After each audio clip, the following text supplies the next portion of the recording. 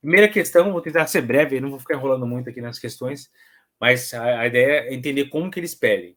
Então, a primeira questão, a questão do TEC 2017, que perguntou em relação a IC aguda, o que fazer com beta-bloqueador, que é basicamente o que eu perguntei hoje lá no Stories, né? Então, o que a gente vai fazer com beta-bloqueador com um paciente que chega com uma IC descompensada? Então, são 5 opções. Então, a gente vai suspender o beta-bloqueador em quem já está com uso crônico e está com choque cardiogênico, aquele está querendo qual que é errada, né? Então, se o paciente está em choque cardiogênico, você vai usar Nora, vai usar Dobuta, você não vai usar beta-bloqueador para esse paciente.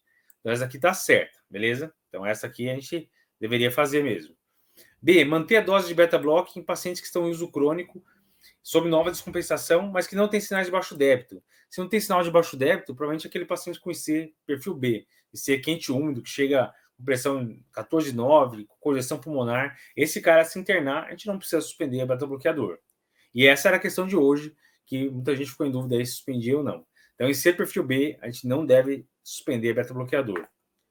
Alternativa C, se a gente vai reduzir 50% em pacientes que estavam em uso crônico, com sinais de baixo débito, após a estabilização do quadro. Então, essa aqui também está correta. A gente pode considerar, se o paciente tiver sinal de baixo débito, a diretriz brasileira de 2018, que aqui aborda com mais detalhe, ela comenta de reduzir 50%, ou se tiver precisando de uma dose mais alta de inotrópico, talvez até suspender, fica meio em cima do muro, né? Reduzir 50% ou suspender, mas estaria correta. Alternativa D, iniciar beta-block precoce em pacientes com instabilidade hemodinâmica. Então, se o cara está instável, se o cara está com dobuta, aumentando dose, se o paciente está com noradrenalina, não tem sentido iniciar beta-bloqueador. Então, você não vai dar nora para estimular o sistema adrenérgico e beta-block para bloquear, não tem sentido.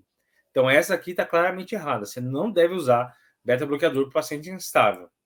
Se o pessoal perguntar, não, mas beta-block é fundamental para ser com fração de reduzida. Sim, é fundamental, mas você não deve usar nesse momento da descompensação aguda.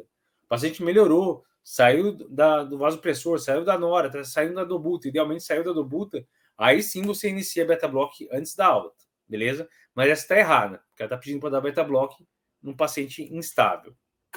E aí, começar beta-block sempre que possível, pacientes que não estavam em uso prévio depois de compensar. Então, essa é a conduta ideal. Se o paciente não está usando beta-block e está com fração de ejeção menor que 40, internou com ser descompensada, não precisa de desespero, não precisa dar no primeiro dia, mas compensa esse paciente e antes da alta, inicia beta-bloqueador. Então, isso daqui é o mapa mental que mata essa questão que caiu várias vezes. Eu vou mostrar mais uma parecida só para vocês verem como esse assunto é recorrente.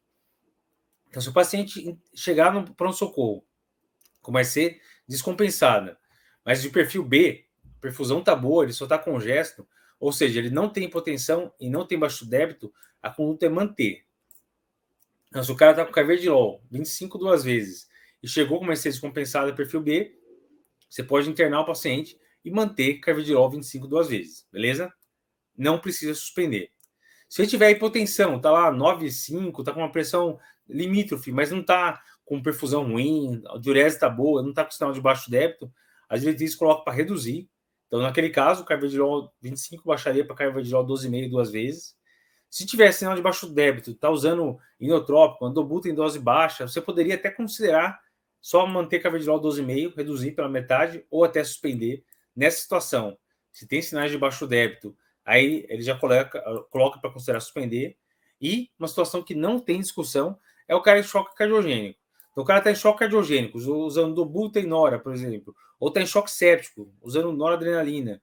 Isso aí você não vai usar beta-bloqueador. Não tem sentido você estimular o sistema adrenérgico, porque o cara está com hipotensão intensa e beta-bloquear, certo? E outras duas situações é estenose aórtica importante e BAV avançado, que você também não vai usar beta-bloqueador.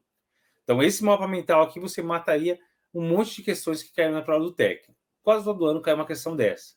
Então, é uma questão que a gente tem que saber. Então, a resposta dessa questão aqui é a D. Qual que estaria errada? Errado é usar beta-block em paciente com inotrópico mais vasopressor. Você não vai dar nora mais beta-block. Beleza? Olá, que bom que você gostou desse vídeo que acabou de ver, um videozinho mais curto. Se você tem interesse em outros vídeos curtos do Cardio Papers, eu vou te indicar esse daqui.